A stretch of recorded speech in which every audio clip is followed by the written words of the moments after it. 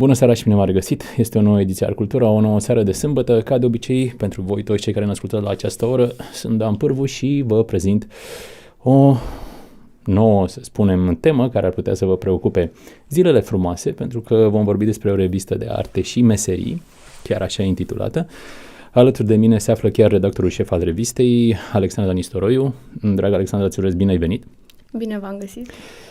Sper că această întâlnire să fie una, să zicem, norocoasă, pentru că în curând, chiar mâine, va fi lansarea celui de-al 14-lea număr al revistei despre care vorbim, repet, Arte și Meserii, 5 februarie, În Clubul Expirat ne lansăm cu 2 concerte.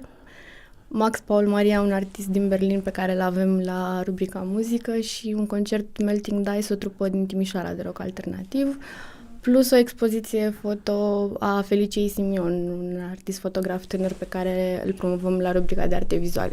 Păi sună mai mult decât îmbietor, nu? Măcar așa, la primul enunț.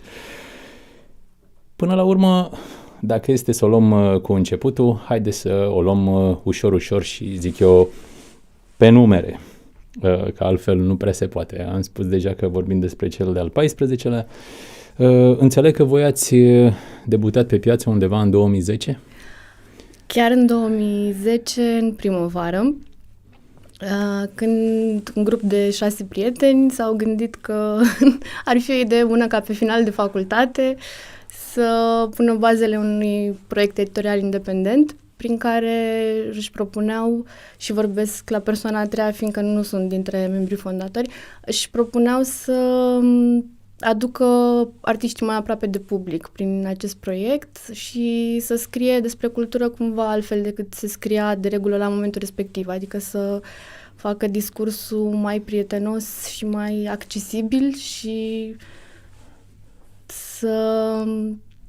să vorbim altfel despre cultură. Revista s-a dorit încă de la început un fel de conversație despre artă așa, ca între prieteni. Frumos. Și lucrurile s-au mai relaxat între timp de atunci până acum? Noi suntem în 2017. Cu siguranță. Au trecut cei 7 ani mistici.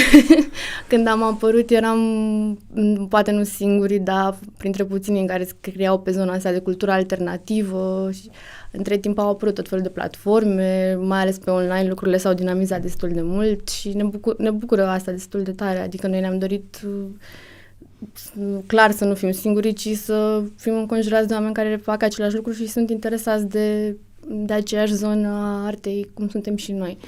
Revista și-a dorit, de fapt, și în continuare ne propunem asta, să aducă în față artiștii mai puțin cunoscuți, cumva, dar care fac lucruri foarte faine, care sunt talentați și care au ceva de spus cu adevărat. Și cam asta rămâne obiectivul nostru în continuare. Înțeleg că ați spart gheața atunci, în 2010? Cam așa. Am apărut în același timp cu Decât o revistă, adică era un moment în care abia apărau proiectele independente și am fost printre primii. Între timp, clar, lucrurile s-au schimbat și există tot felul de reviste asemănătoare sau chiar pe același profil tipărită, nu, dar pe online sunt mai multe platforme culturale și se scrie mai mult și cred că se scrie și mai bine astăzi. Sunt optimistă. În general. Dar spune-mi, până la urmă, ce ați schimbat în discurs? Ce anume s-a modificat? Ce anume ați simțit nevoia că ar trebui adus în fața celui care este interesat de fenomenul artistic? Ne-am dorit, pe de-o parte, ca discursul să nu mai fie didactic, discursul de expert, ci să se apropie mai mult de public, și ne-am dorit ca cei care ies în față să vorbească să nu fie atât criticii sau cei care își dau cu părerea, cât chiar artiștii, și să mergem mai în profunzimea lucrurilor, să nu zgâriem doar suprafața, adică să scriem materiale mai în profunzime și să-i punem în prim plan chiar pe artiști, pe cei care zicem noi că mișcă lucrurile în cultură, de fapt. Spunem, la momentul, să zicem, inițial, în afară de tinerețe și nebunie și avânt și energie, uite că am făcut și versuri, ce-ți mai trebuie ca să pornești într-un asemenea proiect? Ceva noroc? Noi asta am avut în primul rând, nu noroc, exact energia asta și avântul. Nu cred că și-a propus nimeni într-o primă fază să ajungem să avem 7 ani. De fapt, revista a plecat chiar cu gândul că măcar un număr să facem și vedem apoi. Adică nu au fost niște planuri foarte... Să vedem ce iese. Da, mi s-a mai întâmplat să pun câte o întrebare de asta, dar cam cât crezi că o să trăiască copilul din hârtie? Și lumea s-a uitat pătrat, s-a uitat violet și, mă rog, înțelegeam cel puțin la un moment dat că o durată de viață așa medie între undeva între 2-3 ani. Și după aceea Dumnezeu cu mila, harul și alte atribute divine. Dar spuneam această întrebare pentru că totuși aici e foarte multă muncă, pornind de la aspectul revistei, calitatea, tot ce se petrece. Trebuie creat până la urmă un networking de jur împrejur, anumite contacte, anumiți oameni care să vă înțeleagă și nevoile și neamul, vorba aceea. Și cum reușiți să împăcați, să zicem, bucătăria cu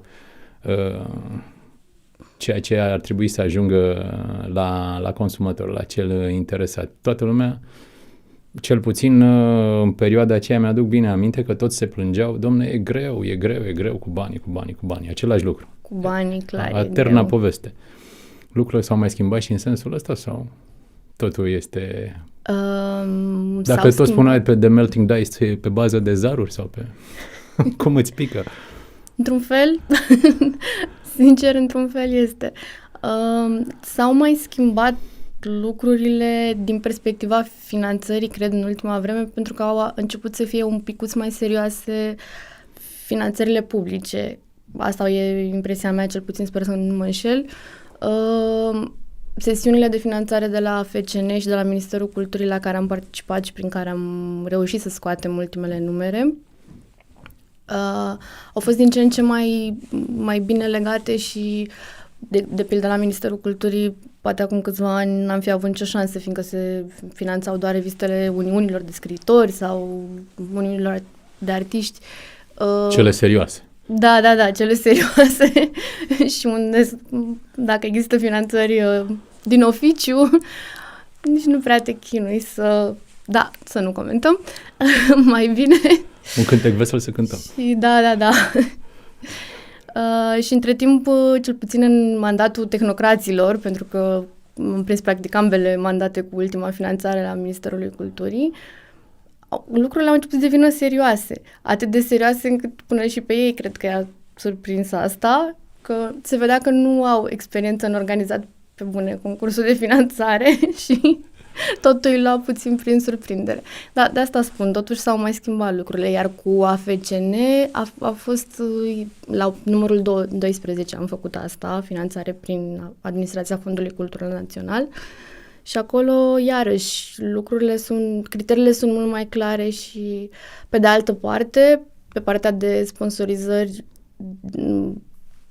din zona privată, nu o să neg că e dificil să obții bani pentru un proiect care are nișa lui și e destul de... Avem un segment foarte mic, adică nu e o revistă care să se adreseze unor milioane de oameni. Ne-am bucurat să fie, dar da, sunt mai complicate lucrurile acolo și cumva poate am dat prea mult din casă. Nu cred. Nu cred, de bine să se știe din când în când că lucrurile se fac totuși cu efort.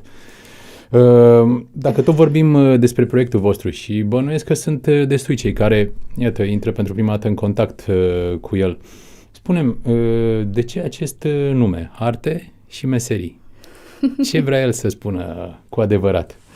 Ce-s artele, ce-s meseriile? Cred că a fost... Totul a plecat de la voastră, un citat. bineînțeles. Totul a plecat de la un citat din Andy Warhol, că nu mai știu exact cum sună în engleză, dar ideea era că și artiști, nu e nimic special să fii artist, e doar o meserie. Și cumva de acolo, de la jocul ăla de cuvinte a venit și titlul. Dar, pe de altă parte, e vorba de cele două dimensiuni, să spunem, din perspectiva cărora ne construim articolele. Adică, pe de o parte, vrem să-i prezentăm pe artiști ca ca oameni, care sunt motivațiile, resorturile lor, tulburările, anxietățile, spaimele și ceea ce îi face să se miște și pe de altă parte ne-am bucurat foarte tare mereu să arătăm și din bucătărie, nu știu, de exemplu, cum s-a produs un film, partea mai tehnică a lucrurilor, partea mai rotițele care... Dar v-ați făcut un target pe piață? Cui vă adresați exact? Ne adresăm consumatorilor de cultură alternativă, pe care îi vedem ca fiind oameni ca noi, cei care merg la concerte, la festivalurile de film, la festivalurile de teatru, cei care încearcă să fie mereu la curent cu ce apare nou, cei care își trimit link-uri cu trupe noi, nu știu, cam asta. Înțeleg. Sunt oameni tineri și din mediul urban, de regulă. Da, tocmai asta vreau să spun, mi-a venit în întâmpinare. E într-adevăr o revistă clar pentru mediul urban, pentru preocupările specifice a acestui mediu și până la urmă specifice unui anumit tip de tineri, să spunem, sau de oameni care încă mai păstrează o anumită maleabilitate sufletească și sunt capabili încă să mai acceseze cu interes și obiecte simbolice, nu neapărat căruciorul de la Carrefour, de exemplu, ca formă supremă de satisfacție. Dar nu pot să spun că nu este totuși și un efort aici, pentru că e o zonă sofisticată, e o zonă în care, apropo de numele vostru, arte și meserii, ca să înțelegi, eu știu, dimensiunea cu adevărat artistică a propunerii, îți trebuie în spate și ceva meserie de consumator. Până la urmă, trebuie să te joci cu lucrurile astea în mod firesc. Articolele pe care le întocmiți, textele, să spunem, conceptul lor, are ceva special, își dorește să formeze un anumit tip de percepție, aveți o estetică a voastră, promovați ceva anume sau lăsați lucrurile să curgă de la artist la artist? Și, într-un fel, adică articolele se modelează într-adevăr după subiect, dar au cumva un anumit profil, în proporție de 80%-90%. Materialele din revistă sunt de tip feature story cu câte un artist sau o trupă, adică axate mai degrabă pe zona de portret, narrativ și cred că ce spuneam mai devreme păstrează asta povestea asta cu ambele dimensiuni, cine e artistul ăla ca om și cine e ca meseriaș. Știi, când apare o revistă, vrând nevrând între coperțile ei, cel care o parcurge cumva simte că are de-a face și cu un mic canon acolo. Dom'le, ți se prezintă cu tare subiecti sau subiecte și nu altele. Asta implicit reprezintă o alegere din partea celor care întocmesc revista. Asta înseamnă că pe undeva acea dimensiune educativă există și ea. De asta te întrebam, dacă aveți vreo estetică anume, luptați pentru ceva anume, vreți să impuneți ceva anume, un anumit soi de percepție, un anumit soi de imagine în ceea ce privește consumul de artă sau nu neapărat. Un anumit canon estetic nu o să... Știi că anumite reviste își propun, noi dăm în voi sau noi suntem noi. Nu, sau noi suntem cu jurnalismul narrativ și scriem povești sau mai degrabă asta pe zona estetică. Câte bordei, atâtea obicei. Da, la noi sunt mândră cumva de lucrul ăsta, fiecare dintre colegii mei e încurajat să scrie în felul lui și chiar încerc să găsesc la fiecare dintre cei pe care îi editez ceea ce îi e cumva specific. Dacă îi vine mai natural să fie ironic față de subiectul lui și sunt cazuri, îl încurajez să facă exact lucrul ăsta sau dacă mai natural îi vine cumva să fie mai serios sau adică pe zona asta chiar îi încurajez să scrie, asta la nivel de scritură, să scrie fiecare în felul lui. La nivel de subiecte le discutăm împreună și încercăm să promovăm lucruri valoroase și în același timp care n-au fost hiperpromovate. poate cumva asta e și un moft de-al nostru, să spunem, dar ne bucură să îi putem aduce la suprafață pe cei care n-au primit un nivel foarte, foarte mare de expunere din alte părți. Deci nu artiștii mainstream, ca să folosesc un termen clișeic, ci, nu știu, regizori, scenografi. Asta e altă chestie, că nu ne rezumăm doar la cei de pe scenă, ci încercăm să vorbim și cu producătorul de film, cu scenograful, adică lucrurile să meargă un pic mai, să lărgim zona de subiecte pe care o putem aborda și e un lucru bun. Și, în general, vrem să găsim subiecte de actualitate și oameni care au ceva de spus cu adevărat. O viziune proprie asupra artei, care chiar și-au cristalizat un pic lucrurile și au ceva de transmis și cam asta. Asta sună destul de democratic și în același timp destul de aventuros. Înseamnă că vă asumați ceva. De obicei, lumea aleargă după o etichetă. Dacă e cu atât mai polișată și mai strălucitoare, cu atât se duce direct acolo. Exact ca fluturașul la bec. Dar artiștii pe care voi îi promovați, cum ajungeți la ei? Cum îi căutați? Trebuie să aveți niște repere, niște criterii. Dincolo de acest lucru pe care l-ai spus și văd că l-ai subliniat chiar, niște oameni care au o viziune formată. Ok, dar cât de format poți să fii când ești foarte tânăr sau destul de tânăr sau încă tânăr, să spunem? E o nuanță fină, știu. M-am străduit. Dar e exact zona în care lucrăm cumva. Adică oamenii care au ajuns la un anumit nivel de maturitate, dar în același timp n-au terminat de spus ce aveau de spus. Pe nivelul respectiv. Da. Cum ajungem la ei? Fiecare dintre și cum vi asumați? Noi, pentru că îi promovați, nu? Pe cum să ne asumăm? Dacă i-ați pus între coperțile revistei, înseamnă că i-ați asumat. I-ați adus în fața publicului. Da. Discutăm subiectele împreună și discutăm pe zonele în care fiecare cumva s-a specializat, să zicem. Adică e clar că fiecare dintre noi scrie mai mult pe una, două rubrici.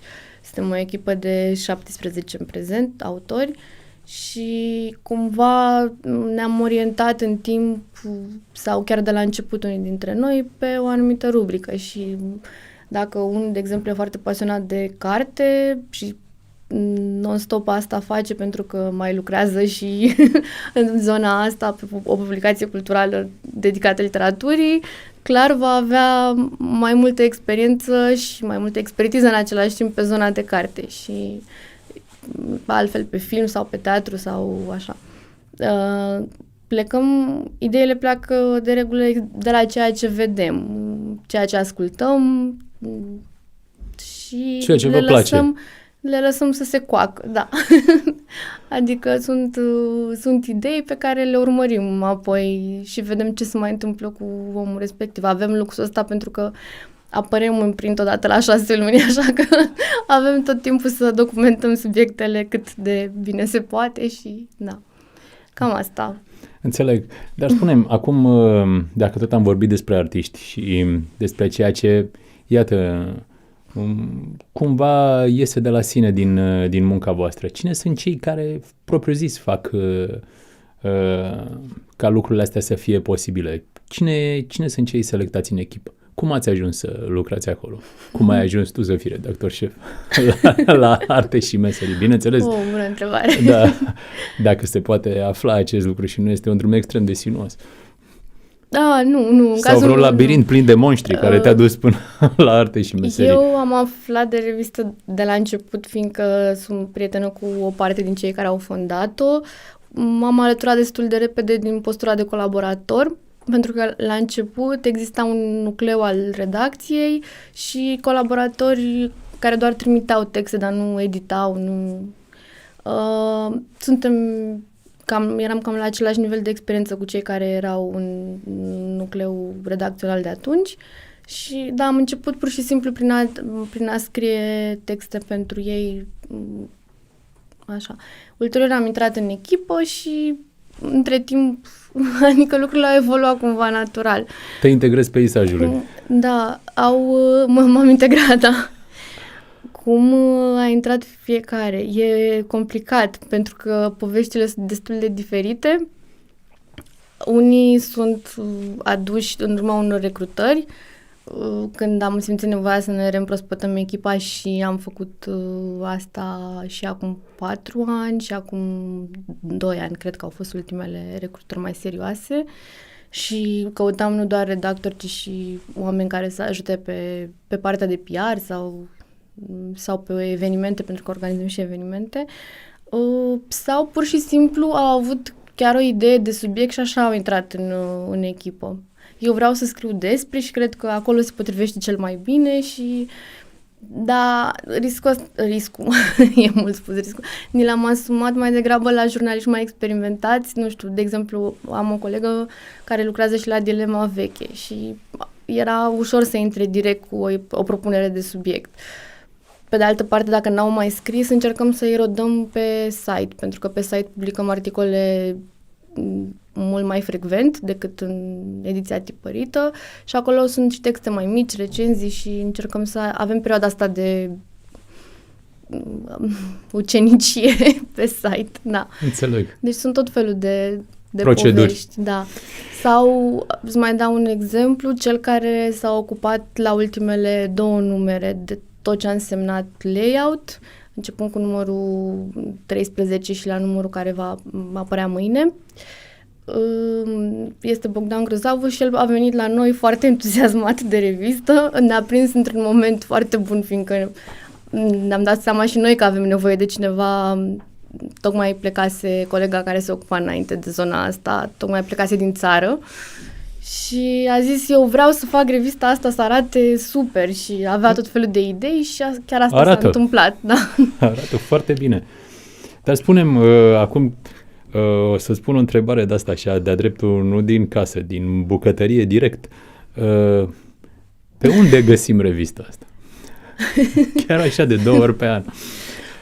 O găsiți într-o rețea de evenimente și spații culturale și o să le număr pe cele de care mi-amintesc pentru că sunt foarte multe. La Teatrul Godot, la Odeon, la Teatrul Mic, la Centrul Național al Dansului București, la Green Hours, asta pe zona de teatre, la festivalurile de film din primăvară o să fim, adică la One World, la Festivalul de Film Internațional București, la BIF, Festivalul de Film Experimental, la Next, iarăși asta pe zona de film. Deci, să ne mai găsiți la concertele din Control, deci da. Cam înțeleg, unde e ceva cultural, hop și voi. Da, hop și noi. Ceea ce e foarte asta bine. În București, dar o să fim și în țară și cred că e important să precizez asta. O să fim și în Cluj, în Constanța, Iași, Timișoara, o să anunțăm exact toate zonele în care ne pot găsi oamenii pe site. Încercăm să o distribuim în cadrul unor evenimente culturale cu bilet, noi ne fiind o revistă plătită. Noi suntem o revistă gratuită de la bun început, dar... Deci entuziasmul încă funcționează. Entuziasmul încă funcționează, da. Dar, pe de altă parte, nu vrem să încurajăm cultura gratuității. Știu că e un paradox aici, dar... Da. Din păcate. Dar spunem, treaba asta cu entuziasmul, unde o creșteți? În spatele curții? Aveți niște răsaduri? Totuși, dacă au trecut 7 ani din entuziasm în entuziasm, așa, se mai răcește omul, se mai strică sămânța, se întâmplă tot felul de lucruri. Da, poate fi resuscitat. Da, acest avem entuziasm... și noi momentele noastre, da. Da. Poate fi... Și sunt lucruri care te ajută să-l resuscitezi, de la un material foarte mișto care te super entuziasmează pentru că vrei să faci subiectul ăla și ai găsit și omul și tema de care să-l legi și tot, până la faptul că, uite, cum îți povesteam mai devreme, că vine cineva și are idei de la cum o să schimbe revista cap-coadă vizual și e acolo foarte... Și știi că te poți baza că face lucrul ăla. Adică, cumva, ne-l hrănim reciproc și ne-l hrănesc subiectele noastre și e un lux să poți să faci în timpul tău liber niște lucruri care îți plac. Chiar e. Înțeleg că sunteți contagioși, dar în sensul bun. Luați unul Așa sper. Da, luați unul de la celălalt și dați și mai departe. Aș fi ipocrită să spun că nu avem momentele noastre de da. mici depresii, când mi se pare că, dar noi facem asta, da, oare e bine, da. Am înțeles, dar existențiale. Ai văzut că și în filmele americane atunci este un moment în care eroul trebuie să aibă și el un minus ca să se înalțe și mai exact. Puternic, și mai luminos, și mai strălucitor. Acum, hai să vorbim un pic de lansarea de duminică. Ai spus deja câteva lucruri. Poți să spui mai multe despre ce se va întâmpla acolo? Și mă bucur că mă întrebi asta, fiindcă n-am apucat să spun de toată lumea care e implicată, dar revin puțin la ce ziceam. Noi ne facem evenimentele de lansare cu ajutorul artiștilor de care am scris, nu neapărat în numărul actual, dar de cele mai multe ori evenimentele de lansare au fost făcute cu ajutorul oamenilor despre care am scris. Avea și sens că e același public. Și de data asta aducem un artist din Germania cu care colega mea Silvia Jale a luat un interviu. Pe el îl cheamă Max Paul Maria și cântă ceva folk, așa, Tom Waits, Bob Dylan, are câte ceva din fiecare și același gen de versuri, e puțin în zona aia, ceea ce mi s-a părut potrivit. Puțin supărat. Puțin supărat, puțin intim, liniștit, așa, ceea ce cântă. Păi, supărarea i s-a liniștit și sta obișnuit cu supărarea. Cealaltă parte a concertului e asigurată de o trupă alternativă din Timișoara, Melting Dice. Despre ambele acte s-a scris la muzică în numărul 14. Pe perioada concertelor vor fi proiecții pe care le fac cei de la Aural Eye. La fel și despre ei a scris colega mea Larisa la Arte Vizuale în numărul ăsta. Ei sunt cu video mapping, cu proiecțiile de pe clădiri, dacă îi știți. Și e destul de interesant ce fac. E foarte tehnic, dar da. Iar Felicia Simion este o tânără fotografă de 22 de ani, dar este foarte, foarte talentată. M-aș bucura. Sunt atât de mândră că o avem în revistă și are un stil foarte personal. A trecut cumva de la niște fotografii într-un stil mai suprarealist la fotojurnalism acum. Și dacă îi vedeți fotografiile, da. să vă dați seama că are un stil foarte ușor de recunoscut și că face ce trebuie. Și ne bucurăm foarte tare că a acceptat să fie parte din eveniment. Iar la final vor pune muzică niște prieteni, Nipples Delight. Am înțeles. Dacă tot e bântuie cuvântul ăsta zis revistă, spune-mi ce-ți place cel mai mult la revista asta? Wow! Păi n-am zis până acum. Mai spune. Nu trebuie întreba ce-ți place cel mai mult. Faptul că există, bănuiesc, nu? Că supraviețuim. Nu, libertatea pe care ne-o dăm.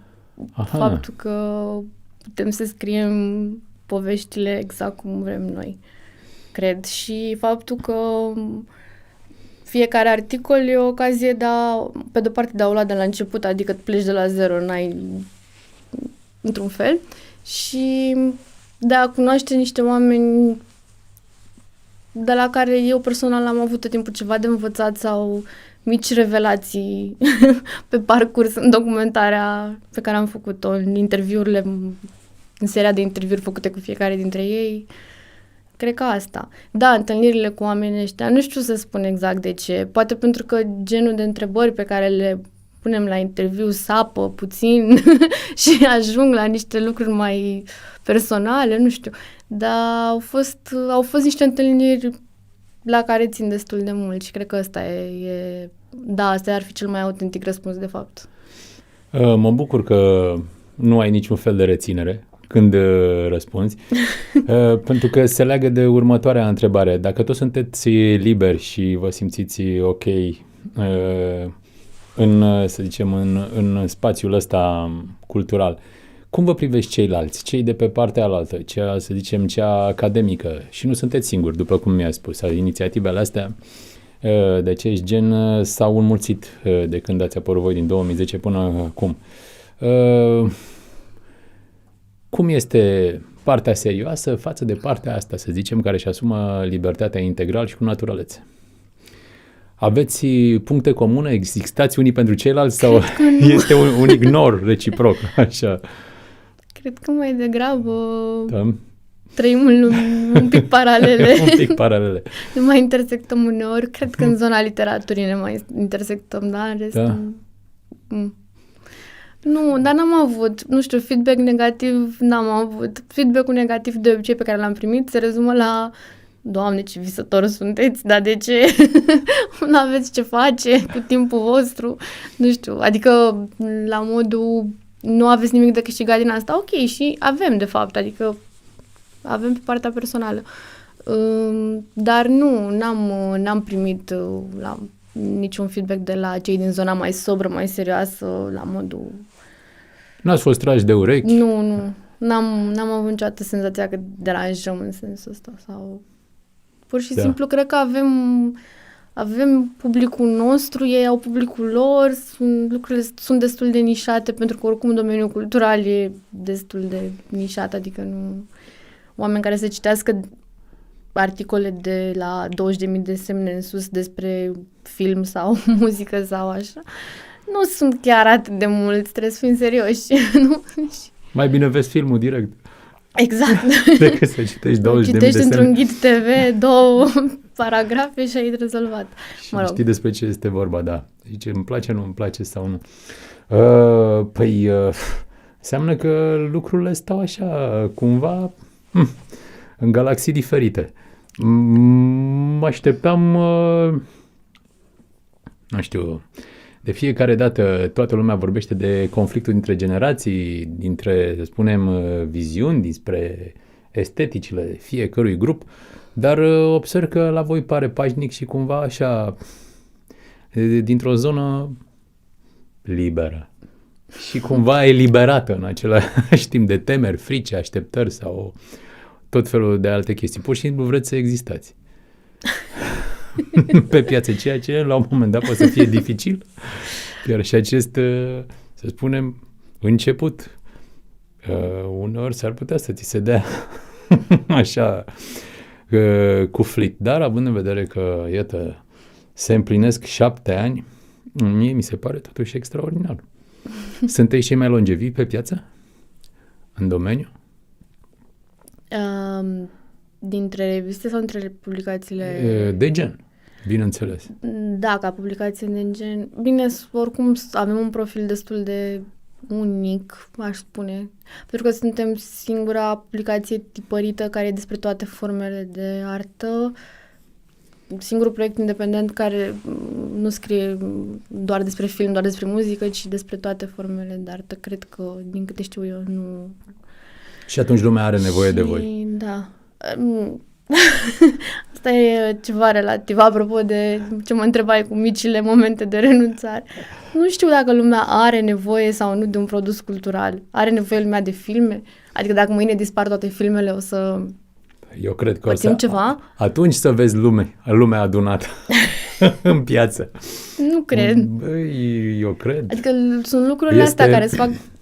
Este un spațiu fundamental escapist. Eu nu știu cum ar trăi lumea fără filme.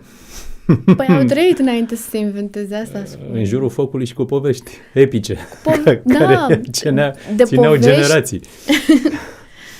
Clar avem nevoie, da. Clar avem nevoie de povești. Asta întotdeauna. Problema e cu cititul mai nou. Formele sau... Formele? Formele s-au mai schimbat cu cititul, dar nu, problema este și cu filmul. Oamenii nu mai merg la film atât de... Dar îl consumă în neștire, în spațiu privat cel puțin. Toată lumea vorbește numai despre filme. Prima întrebare e: ce serial ai văzut? Ți-a plăcut? Nu ți-a plăcut? Da, tu cu cine votezi? Văzut? Cu serialul ăla sau cu serialul ăla? Nu ești. Ești deja sancționat dacă nu te-ai uitat la nu știu ce listă. Și aici e discutabil. În ce măsură ne uităm la filme ca la artă sau ne uităm la filme ca să fugim de ceva sau ca să treacă timpul sau că să merg bine cu popcorn-ul, adică... Păi și voi pentru ce luptați? Pentru film, nu? Da, pentru film în sensul Ca obiect de artă. artistic. Da, ce vreau mai devreme să spun e că nu știu în ce măsură e nevoie. M-ai întrebat dacă are lumea nevoie de înțeleg. noi. Nici de noi, adică nu e o nevoie fără de care să nu... Păi să nu unde se poată mai duce sta lumea cineva. vineri seara dacă nu la mall să vadă filmul? Asta este complicat. Eu nu cred că ar fi o revoluție mondială dacă ar dispare toate filmele de pe piață. Un șoc. M-aș bucura să ținem atât de mult la film. Sincer, m-aș bucura. Da, de ce Dar ți se poate pare că s-a dacă am degradat? ține la fel de mult la film, nu ne-am bate joc de rețeaua de cinematografe în halul în care ne-am bătut joc. Adică noi ca societate, nu Da. ca autorități și așa. Adică m-aș bucura să existe cu adevărat interesul ăsta, dar încearcă să mergi probabil ai încercat, la un film românesc și să vezi cât de goală e sala. Chiar și astea super premiate și m-aș bucura, da? Sau la festivalurile de film de artă și lucrurile stau poate un pic mai bine decât înainte, dar încă publicul ăsta consumator de film, de artă mai ales, e mic. Adică pentru că nu avem nicio educație în sensul ăsta, adică nu... Și dacă vedem filmul, vedem ca pe literatură, adică tot ca pe o poveste, dar nu... Da, nu știu. Cred că eu pur și simplu sunt un pic mai pesimistă și tocmai de-aia și scriu foarte mult pe film, că m-aș bucura ca lucrurile mișto care se întâmplă în filmul românesc și se întâmplă, adică e atât de apreciat pentru că e bun, pentru că are ceva de spus, pentru că sunt regizori români care inovează în limbajul vizual și tot. Dar m-aș bucura ca lucrurile astea să ajungă și la public și oamenii să se apropie de film. Este adevărat, acolo există o prăpastie. Lumea nu prea vrea. Și cu asta basta. Cam la asta se reduce discuția. De ce nu prea vrea? Mai bine să nu discutăm. Mai bine să nu discutăm. Dar uite, există cel puțin un caz fericit, cum a fost Selfie. Da, anul ăsta au fost două comedii românești care au prins ceva mai bine la public. A fost ăsta și Două lozuri. Da, deci nu trebuie pierdută speranța. Cifre, da. Da. Iată, nu știi de unde sare iepurele și te duci în țara minunilor. Așa că trebuie să ne bazăm pe Alice. Bine, vestea cea mai bună la film pe anul ăsta cred că vine dinspre nominalizarea pe care o are la Oscar producătoarea Ada Solomon, pe care noi ne bucurăm mult să o avem în numărul care va fi lansat mâine la rubrica de film. Și ea a produs Tony Erdmann, care acum e nominalizat la Oscar la secțiunea de film străin. E o premieră pentru zona asta geografică. Este primul producător de film din România și da, și cred că și din zona... Da, spunem încet, încet ne apropiem de finalul acestui dialog și trebuie să spun întrebări de-alea care să... Existențiale. Da, existențiale, metafizice, de-a drept. Zi-mi, ce aștepți în continuare de la revista? Sărim peste faptul că ea trebuie să continue să existe. Aștept să mai coborâm un pic și cu picioarele pe pământ și să devenim și mai sustenabili. Eu urăsc cuvântul ăsta, dar e cel mai potrivit în context. Adică m-aș bucura să, după acești 7 ani, chiar să fim suficient de stabili încât să nu mai avem dubii atât de mari când, hei, cum obținem finanțarea pentru următorul număr? E o adrenalină, dar aș putea trăi și fără ea, să zicem. Mă aștept să evoluăm în continuare la nivel de conținut și mă bucur că s-a întâmplat asta la ultimele numere, dar simt că se poate și mai mult și o să încercăm și ne străduim foarte tare să facem asta și să scriem și mai mult pe online, să fim și mai activi. Să creștem, practic, pe toate planurile. Asta mă aștept și chiar ce spuneam mai devreme, cu a apropia mai mult filmul de public, lucruri din astea, chiar să simt că se întâmplă. Și se întâmplă, dar se poate și și mai mult.